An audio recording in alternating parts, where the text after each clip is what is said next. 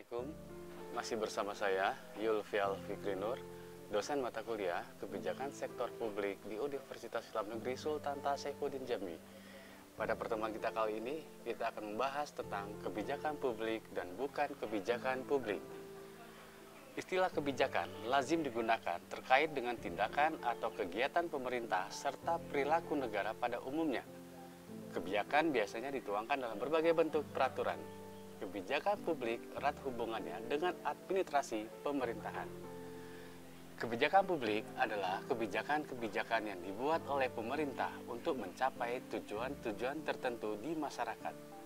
Satu kebijakan bisa mempengaruhi hajat hidup orang banyak dan melintasi berbagai sektor. Bahkan tidak mengambil sebuah kebijakan pun adalah sebuah kebijakan publik. Artinya, ketika pemerintah tidak melakukan intervensi atau mengambil tindakan terhadap suatu peristiwa, itu merupakan sebuah kebijakan yang dipilih pemerintah. Pembusukan citra reformasi ditandai oleh perilaku koruptif negara yang tidak berdaya menghadapi relasi perkoncoan ekonomi politik bagi aktor-aktor pengusaha, politisi yang membajak kebijakan publik sebagai tameng menyedot kebijakan publik yang bersumber dari sumber daya negara yang diperuntukkan untuk kesejahteraan rakyat. Akibatnya, jika tidak diatasi, hal ini akan melumpuhkan kekuatan negara dan bangsa, menimbulkan konflik sesama struktur sosial yang semakin senjang dan timpang. Publik menuntut kebijakan yang berpihak terhadap kesejahteraan sebagaimana diamanatkan dalam Undang-Undang Dasar 1945. Sehingga di level nasional dan lokal setiap aktor perencana, perumus, eksekutor, dan implementator kebijakan seharusnya berkomitmen bagi keberlangsungan daya saing.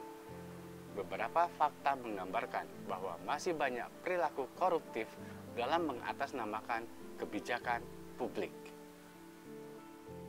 Misalnya, kegagalan kebijakan publik sektor infrastruktur akibat korupsi anggaran biasanya ditandai buruknya hasil pembangunan atau bahkan tidak diselesaikan sama sekali. Membicarakan kebijakan dalam perspektif New Public Service adalah bagaimana memandang kebijakan bagian dari pengakuan atas warga negara dalam posisi yang sangat penting dalam pemerintahan yang dijalankan secara demokratis. Jati diri warga negara harus dipandang sebagai pelibatan nilai, kepercayaan, dan kepedulian. Den Hart dan Neyhart yang bermazhab pada model New Public Service mengatakan, warga negara adalah owner of government. Kepentingan publik bukan dipandang sebagai agregasi pribadi atau kepentingan kekuasaan, melainkan sebagai hasil dialog dalam mencari nilai dan kepentingan bersama. Negara harus memberikan kepastian ruang perubahan dalam memandang apa yang dimaksud dengan kepentingan masyarakat, bagaimana cara kepentingan tersebut diselenggarakan, serta bagaimana administrator publik menjalankan tugasnya memenuhi kepentingan masyarakat. Kebijakan harus diaktualisasikan dalam konsep excellent service. Ia tak hanya menuntut implementator memiliki ability atau kemampuan membangun komunikasi yang efektif dalam pemerintahan, tetapi juga mesti memiliki attitude.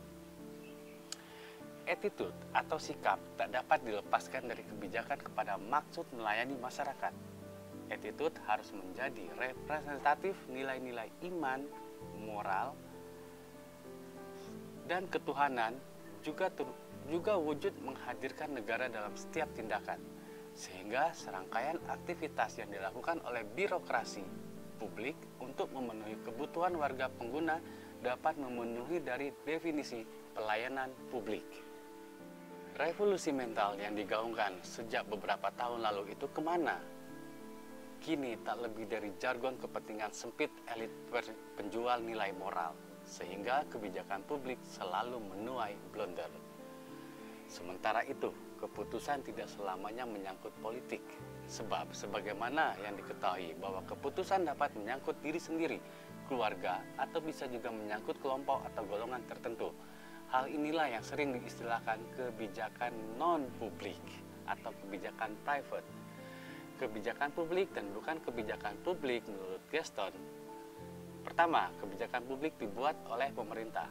Berbeda dengan kebijakan yang berorientasi kesejahteraan umum yang dibuat oleh civil society.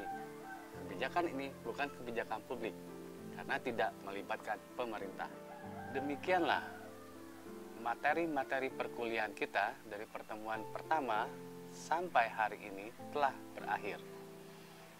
Sampai ketemu pada segmen-segmen berikutnya. Terima kasih banyak telah menonton video saya. Semoga paparan materi dari pertemuan pertama sampai pertemuan terakhir ini memberikan manfaat pada para penimba ilmu, khususnya orang-orang yang haus akan ilmu dan rasa keingintahuan terhadap kebijakan sektor publik. Sekian, terima kasih. Assalamualaikum warahmatullahi wabarakatuh.